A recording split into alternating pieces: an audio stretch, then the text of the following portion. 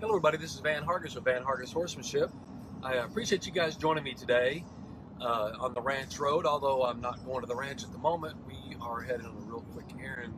But I thought I'd try to use this time to share some things with you. I had a really good question come up to me last night in regard to what do I really look for when I'm looking at a horse? And I said, well, in what way? Conformation, disposition, what? And the lady couldn't make up her mind really what the specifics were. So I summed it up in one word, and it kind of threw us into a big, long discussion. My one word was this: it was balance. What do I look for in a horse? I look for balance. I look for balance in their conformation. I look for balance in their stride. I look for balance in the way they carry themselves. I look for balance in their emotions and disposition. So everything that I seek out when I'm looking for a horse, looking to train a horse, while I'm training a horse, and the end result of training a horse is balance. I want the horse to be balanced in every way. I've heard a lot of people say, well, you know how Arabians are, they're a little high strung. Or at the same time, that same person will say, well, you know how mares are, mares, you just have to treat them different. Or stud horses, boy, you really got to be on guard with stud horses. All of those things may be true, but my question is this: how do you want your horse to behave? If you want your horse to behave like a rude, crude, obnoxious, unruly teenage boy that can't control his hormones or his mouth, then yeah, we could just make that excuse. Well, you know how boys are, and allow that boy/stud horse to act every way they want to and then make excuses for them. Or have the girl maybe like I was warned about my kids, so you just wait till they turn 13.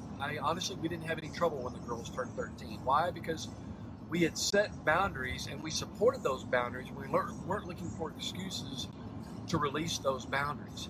I also oftentimes brag about my mother. My mother, at one point during my high school years, she was trying to, single mom, trying to raise a kid, pay our rent and all the other things that went along with, keeping a family together.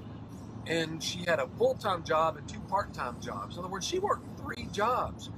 Meanwhile, I was the type of kid that I was very busy in sports and school, but every chance I turned around, I was either hauling hay, doing something to make a little bit of extra cash to hopefully take some money off or some pressure off my mom. But I never once heard my mom say, well, I can't go to work today because it's that time of the month.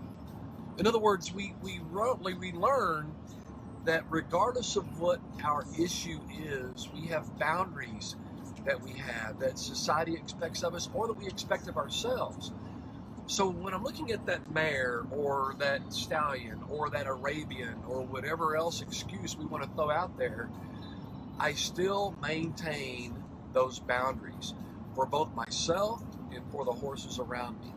I can hold them to a higher standard. It might mean I might have to work a little bit harder with some horses in order to achieve that. But I always say to my students, and I always say to people that go to my classes and my clinics, that I am more committed to your success than you are. I want that horse to feel that. I want them to know that if their behavior is unacceptable, I am going to be more committed to having them get along in my environment, in our world that we put the horses in, than they are. If we left it up to them, what would horses want? Just to be horses. That's great, but sadly they're not left alone. We put them in environments that's not natural. Therefore, it's our job and our obligation to our horses to teach our horses how to get along in that environment. How do we do that?